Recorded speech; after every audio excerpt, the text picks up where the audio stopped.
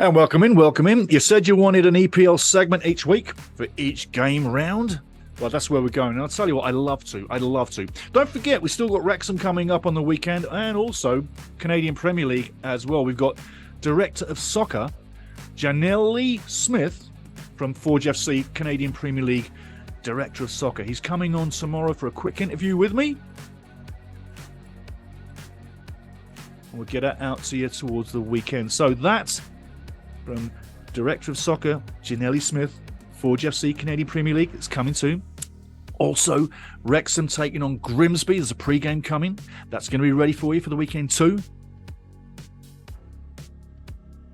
Now we're going to get into the EPL because you asked for it. I did throw it out there to see if anybody wanted an EPL show. Well, we're going to do it each week.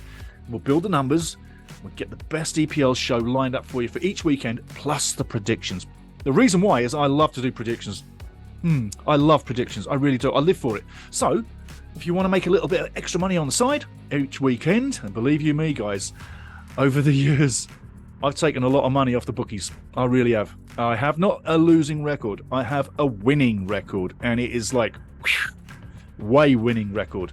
So, you want to join in the family and have a little flutter, or at least get to know what I'm thinking, and all you got to do each week, when I put the 10 predictions up, all you got to do is pick the best 3 and you're guaranteeing yourself a good chance of making some money. So why wouldn't you? It's not illegal.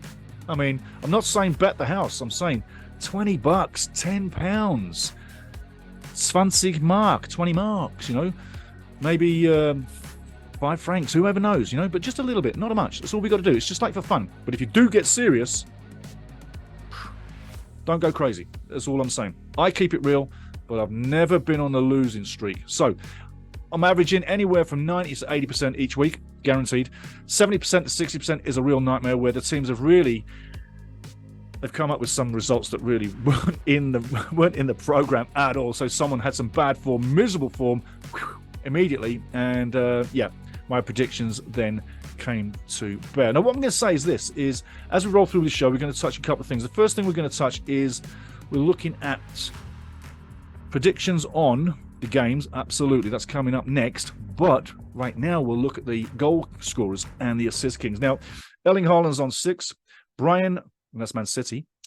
Brian Mbeumo is with Brentford. He's got 4 goals, as does Evan Ferguson for Brighton.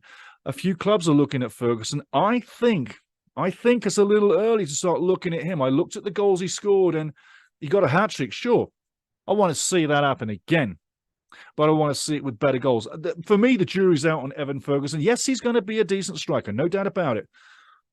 But to the acclaims that they're thinking of right now, I'm thinking maybe a bit early. Anyway, that's just 3 guys on top of the league scoring, 2 with 4, and obviously Erling Haaland on 6. The rest of the guys are all on 3. You've got Jared Bowen, West Ham, Odsonne Edouard with Crystal Palace. He's doing pretty good. The last goal he scored was a real toe poker, but went in like a bullet. Solly March with Brighton. He's doing as well again. And you know what? He's been a decent player for the Premier League team for the last few seasons. Brighton, they'd be wise to hang on to him. And Son Heung-min, Tottenham, all known as Son. He's on 3 as well with Tottenham. And Taiwo Owoniyi, Nottingham Forest. He came alight at the end of last season. He seems to have still got that fire going. 3 goals, 4 games, pretty decent. Now, the assist kings, James Ward-Prowse. When he left Southampton, I was very surprised that no one came in. Well done, West Ham. Well done, West Ham. He's a ball player. He can put it in that top corner, each side. He can thread that pass. He's not the most deadly in the aerial attacks, but he's got great feet, great brain, sniffs that pass out, and should be getting more time for England. That's a decent pickup for West Ham United. Kairu Mitoma, you've seen him going crazy down there for Brighton. He's doing great stuff. Pedro Neto didn't leave after all, did he? Stayed at Wolves, 3 assists as well. All these guys are on 3 assists, by the way. Phil Foden, Man City, 3 assists, scores against Scotland in midweek, does very well. Destiny Udogie from Tottenham, he's on 2 goals as well. Assists. Gabriel Martinelli at Arsenal, also 2 assists. Did well last season. I'm looking for more from Martinelli this season. James Maddison's doing well at Tottenham Hotspur. I mean, come on, he leaves Leicester. And I think that he probably will regret not working harder for Leicester last year because, tell you what, he's just enjoying life too much now. Jordan Ayew for Crystal Palace is on 2. Julian Enciso from Brighton, also on 2. And rounding out, Malo Gusto from Chelsea on 2. Looking at the standings quickly. Man City in the top 4. Top 4 in first. 4 games, 4 wins. 11 scored, 2 against, +9 with 12 points on top. In second, Tottenham, then Liverpool, then West Ham, then Arsenal, all on top. That rounds out your top 5. In 6 is Brighton, Palace in 7. Going down to the bottom quickly, because you can get this online. Just giving you a quick brief. In the bottom 3 is Burnley in 20th, Luton in 19th, Everton 18th. Everton's got Arsenal this weekend. We'll be talking about that pretty soon. I got to say, it's going to be a long season for them, as well as Sheffield and Bournemouth. I think them bottom 5 clubs, Burnley, Luton, Everton, Sheffield, Bournemouth, I think they're going to be holding hands and holding on by their fingernails all season long. I just don't think it's going to be happy times for them clubs. But the one good piece of news about Everton is 777 Finance Club Investment Group from the US and the Miami area is coming through to buy Everton. Could it be happy days for Everton? I mean, Christmas is coming. The goose is getting fat. Got to get the players on the green grass mat. Let's get some players on that team. They've got no forwards. Everton needs pumping with money. They need to get some quality in there.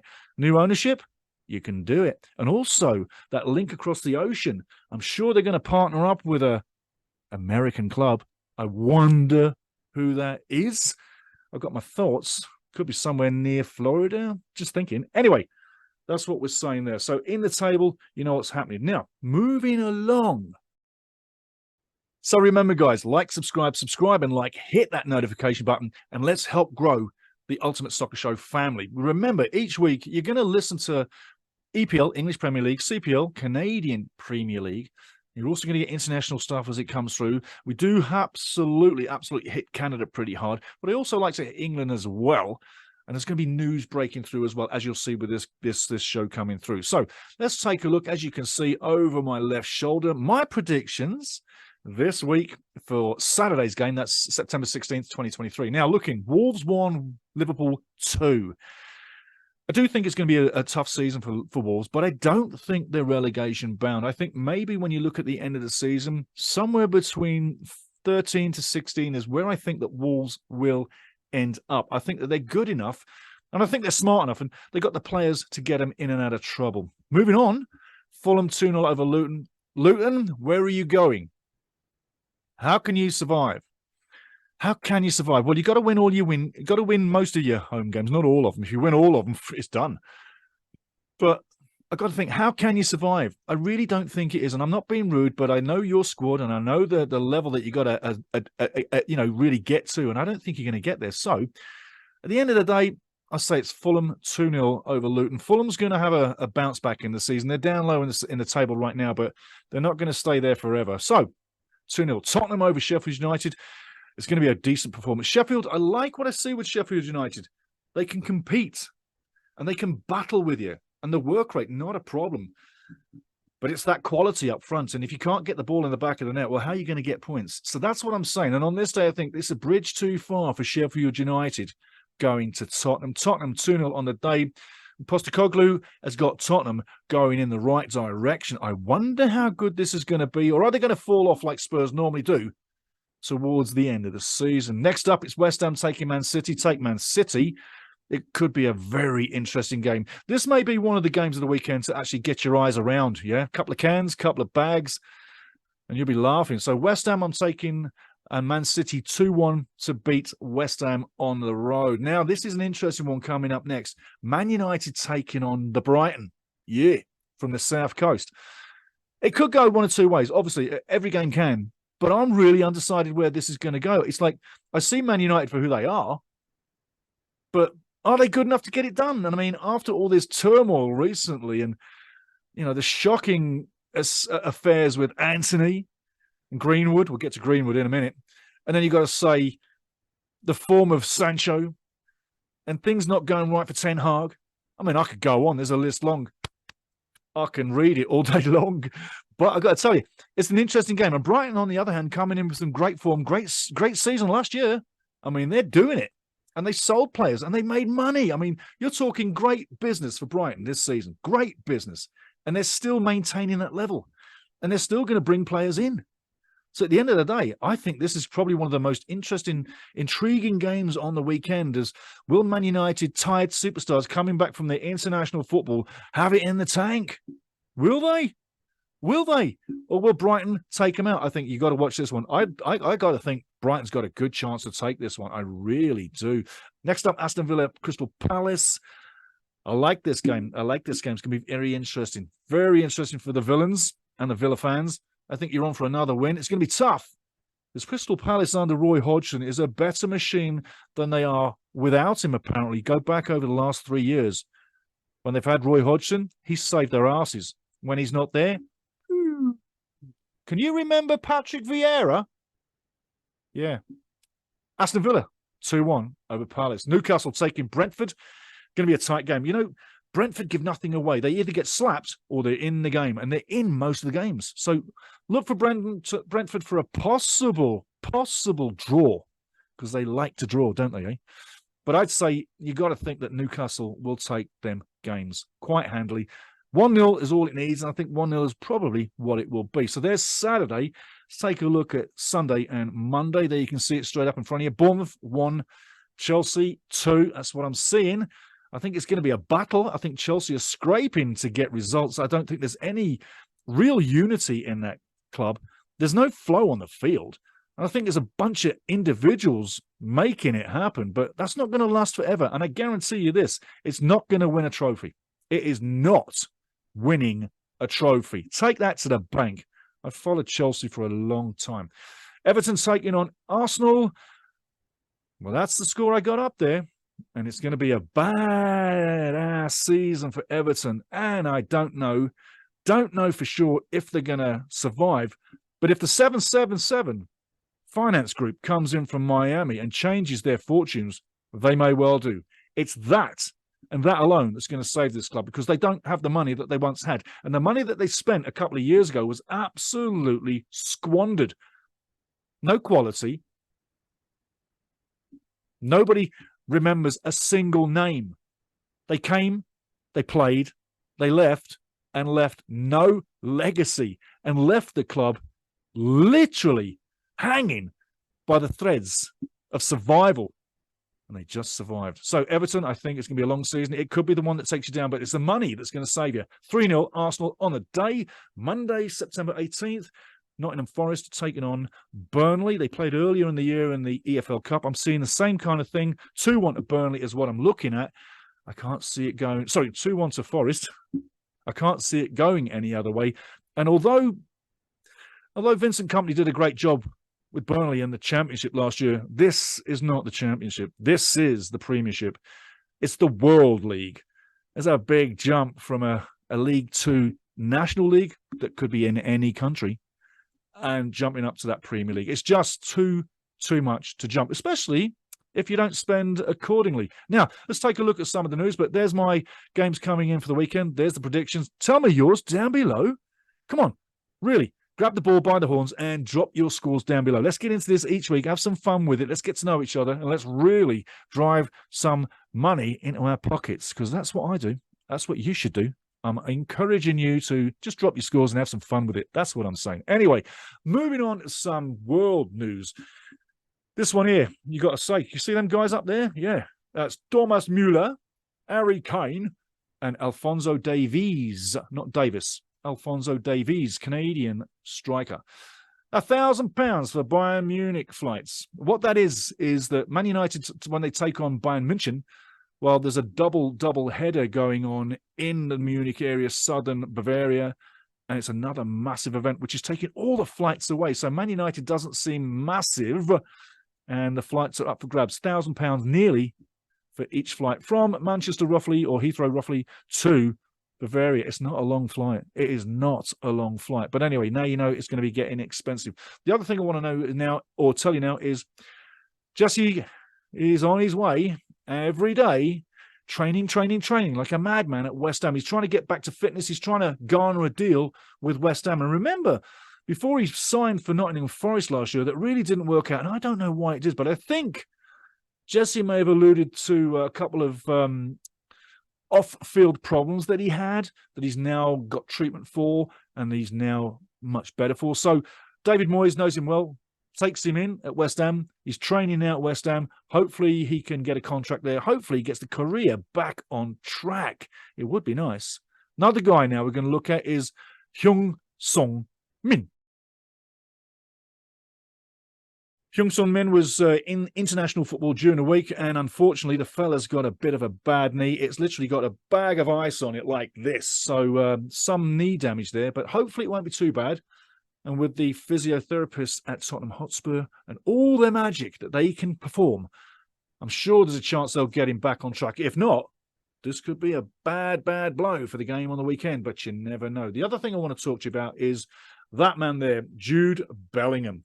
Jude Bellingham. I mean, listen, when you think about black footballers of historical value, you know, your Pelé, you could even say nowadays Mbappe. Yeah, I know about Garrincha and a few of the other guys too. But when you think about a massive superstar as a black player, Jude Bellingham is becoming the most interesting player in the world right now. And well done to Real Madrid for getting him, because all those English clubs let him slip between their fingers. That's the scene there from the midweek game between England and Scotland that ran out 3-1 winners England at Hampden Park in Scotland. Great game.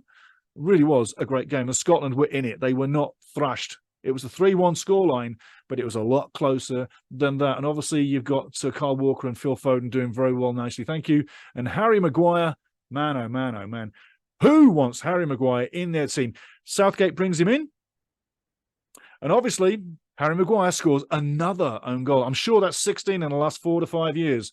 I wouldn't want him anywhere near my defence. Get him in the Championship or League One. That's about where he needs to go. And I don't think you need to pick him for an England team, because Southgate, all you're doing is prolonging the misery. You're literally prolonging the problem. Once a player's lost his confidence and he's lost his game, get him out of the limelight, give him a break and bring him back later if it's going to happen. But right now, you're literally destroying this guy by playing him. Ten Hag has the right idea. Sit him on the bench, get him to calm it down, get him to get his game back. But he's not. He's not right mentally, and he's not happy mentally. The confidence ain't there. The self-esteem is definitely not there. And he looks shell-shocked when he really pisses it up like he did against Scotland. That was an embarrassing home goal. But that's one of many. I'm just being real. I'm not hating. I don't hate Maguire. But hey, that's what I'm thinking there. Let's move along now and talk about one other guy, and that is Mason Greenwood. I'm going to finish on Mason Greenwood. And really why I'm going to finish on Mason Greenwood is this. Really this. Is with Getafe in La Liga. Because people like Rachel Riley and a lot of other people were up in arms about his treatment of a said woman. Now, I'm not talking about that. I'm going to come from a different angle. That apparently got cleared up by the courts. So I'm not even bothered with that. That's not my beer, and that's not your beer in this conversation. Keep listening. If he was bad, he'd be in jail. If he wasn't bad, he wouldn't be in jail. It was a judge's decision. End of. But this is what I'm saying. Where or why or what did it matter where he plays next? Where does it matter where he plays next? Because I'll tell you what, if he plays really good, like I've seen him doing in training with Getafe this last couple of days, and he starts hitting the back of the net in a league that is easier to score in, La Liga is easier to score in than the Premier League. If he starts lighting the net like he can, like Gary Neville is worried he may well do, like I'm worried he may well do, eventually he's going to get a move back to the Premier League, and eventually he may well play at Manchester United's ground again. Maybe not for Man United, but he's going to play for someone else, right? You know what I'm saying? So Greenwood, literally, did it matter where he played next? And all those people that complained about him, did it matter where he played next? You brought the limelight down on him. You brought the focus down on him. And you may well have driven some great causes with that. But did it really matter where Greenwood plays next? Because I say it didn't matter a damn. And a lot of people have made a lot of noise for no damn good reason that didn't get him any further down the road. And Greenwood is still playing football, still earning plus £75,000 a week. and he's none the worse. And it's been over a year since he's kicked it professionally, and he's earned that kind of money every week. So again, I say to you, did it really matter where he played again? For my money, he could have played for Man United again. I hope people learn out of what happened with this guy for the next situation up ahead. But anyway, I'll leave it with you. There's my predictions. That's what I'm thinking. Mason Greenwood and all the rest of them. Hyung Song Min, the knee bag.